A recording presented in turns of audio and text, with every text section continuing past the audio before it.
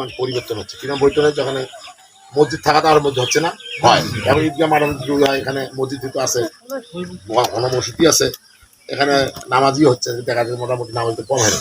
আরো আমি শুনলাম সম্মানিত খতিব মজাদাতে বলতে পারে আরো লোক আছে, আসতে পারেনি বিভিন্ন রকমের। আমার মনে হয় আরো 20-50-100 লোক কোনো ব্যাপার না আসতে পারে, যে কারণে হয়তো আসতে পারে নাই। এখানে মাঠ হয়েছে, এটা অত্যন্ত আমি খুশি হয়েছি যে এটা মাঠ হলে এখানে মসজিদ হচ্ছে, মসজিদ থেকে মানুষ হবে। ঈদগাহ মাঠ থাকলে এখানে একটা মানুষজন আশেপাশে আসে, সামাজিকভাবে এই জায়গার লোকজন ঢুকতে, কোনো লোকজন ঢুকতে দেখা যাবে অবশ্যই। এখানে মসজিদ আছে, ঈদগাহ মাঠ আছে, কবরস্থান আছে, এটা ভালো একটা দিক। একটা প্রত্যেকখানে এটা হচ্ছে, প্রত্যেকখানে এটা হচ্ছে। কবরস্থান পাশাপাশি চিন্তা করা, কবরের চিন্তা করা মানে মানুষ পরকালের চিন্তা করে, কবরে আমার দরকার আছে, মরি গেলাম কবরখানে থাকা নাকি একটাও পরিচয় হয়ে যায়, এটা একটা পরকাল চিন্তা করা।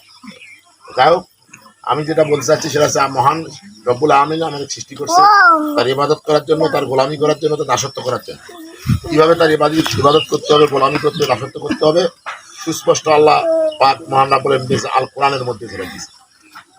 আল কোরআন জানতে হবে এবং শিখতে হবে। আল কোরআন জানা এবং শেখা, কতটুকু আমরা শিখছি, কতটুকু আমরা জানছি, এটা আমাদের অন্তরের মধ্যে জিজ্ঞেস করলে কিন্তু আমরা ক্লিয়ার। এটা কথা বুঝতে পারছেন? আমার কতটুকু ধারণ করছি, কতটুকু লালন করছি, এটা নিজের মধ্যে ক্লিয়ার করলে বুঝতে পারতেছি আমরা। আমাদের সবাইকে আল কোরআন এবং রাসূলের আদর্শ মানা সরকার এবং মানিয়ে চলবো ইনশাল্লাহ। এবং সেই সাথে বলতে চাচ্ছি, আমরা মানুষ যতক্ষণ বাঁচি থাকবে ততক্ষণ আমল করতে হবে। পৃথিবীর সৃষ্টি করছে কি বলেন? আমল করার জন্য। আল্লাহ আমল করতে হবে, আল্লাহর হুকুম রাসূলের আদর্শ করতে হবে।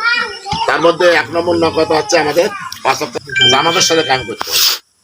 এখন আমরা কয়টা লোক আসি এখানে? আজকে ঈদগাহ মাঠ, আজ মাঠটা কম বেশি হলে ভরি গেছে। আর যখন মসজিদে আজান দেয় তখন কয়জন আসি আমরা ভরি, বলেন তো ভাই? তাহলে গ্যাপটা কোথায়?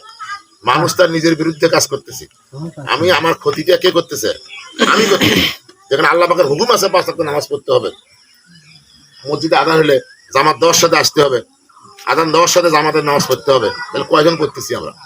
আমার ক্ষতিটা কে করতেছে? ভাই কথা বলবেন, আমার ক্ষতিটা কে করতেছে? আমরা জানি না আজান দেওয়ার সাথে মসজিদ নামাজ পড়া লাগবে, জানি কিনা জানি, কয়জন বসছি ভাই? তাহলে এই জবাব দিতে কে দিবে? 2 কাজে ফেরেশতা আছে লিখতেছে, কিন্তু কেরাবিন কাতিবিন 2টা কিন্তু লিখতেছে। কি লিখতেছে? ভালোটাও লিখতেছে, মন্দটাও লিখতেছে। কাল কিয়ামতের মাঠে যা আপনি বলবেন, বলেন না আমি তো জানি না, আমার তো কেউ কয় নাই, কথাটা বলছেন, এটা পড়লে কিন্তু হবে না। কারণ মসজিদে প্রত্যেক দিনে করতে হয়। আপনার প্রতি মহাদার প্রত্যেক দিনে একটা বাক্য কিন্তু আসে, 5 ওয়াক্ত নামাজ পড়তে হবে ভাই, কথাটা বলছেন, বড়দের সম্মান করতে হবে, বাবার শ্রদ্ধা করতে হবে, আর রাসূলের আদর্শে যেমন করতে পারলে পয় না, যে সারমর্মে কোক ঘুরি ঘুরি ঘুরি একটা কথা আসে। প্রত্যেকটা মসজিদে আপনারা শোনেন, প্রত্যেক শুক্রবার শোনেন, যখন তাফসীরুল কোরআন মাহফিল হয় সেখানেও শোনেন, আলেম ওলামাদের কথা হয় শোনেন।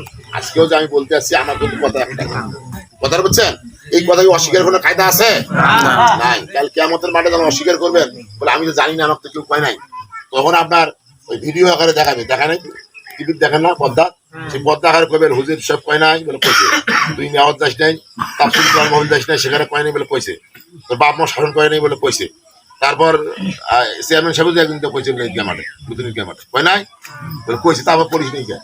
এই জবাব কে দিবে ভাই? কোন দেখি জবাব দিতে হয়, ভারত কায়দা আছে কারো? দুনিয়ার যদি কোনো সমস্যা হয় তখন সাক্ষী প্রমাণ নিয়ে আসি, বিভিন্ন কায়দা করে বাঁচা যায়, যায় কি না যায়? এটা বাঁচার কায়দা আছে আল্লাহর কাছে? ফেরেশতা তো এই দেখাবে।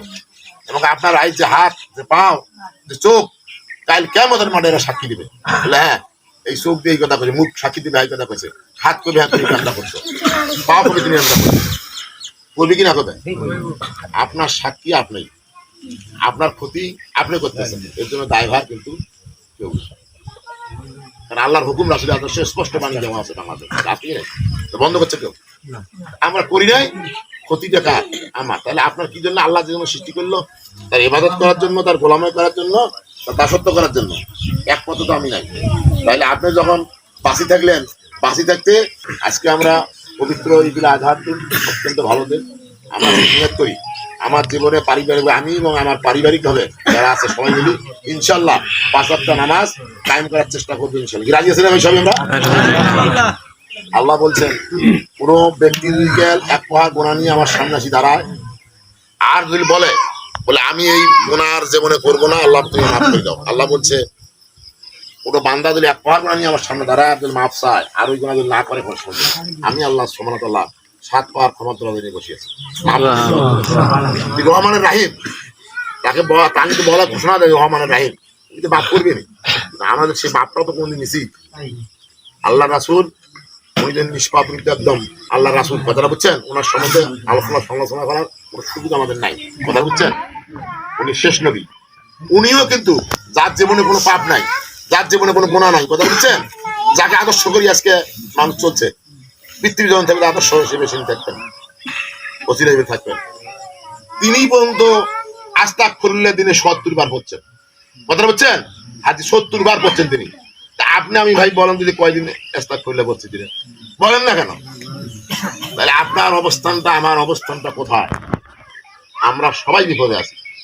যাই যত কথা করেন না কেন, যত তাকদায় করেন না কেন, যত চেয়ারম্যানই করেন না কেন, যত মন্ত্রীগিরি করেন না কেন, যত প্রেসিডেন্ট হন না কেন, লাভ নাই, সবাই বিপদে আছেন। আল্লাহর কাছে জবাব দিতে জন্য রেডি হয়ে যান সবাই। রেডি হইতেই হবে, কোনো বুদ্ধি নেই এখানে চালাকি করার। দুনিয়ার চালাকি করে বাঁচা যায়, আল্লাহর কাছে চালাকি করার সুযোগ আছে নাই।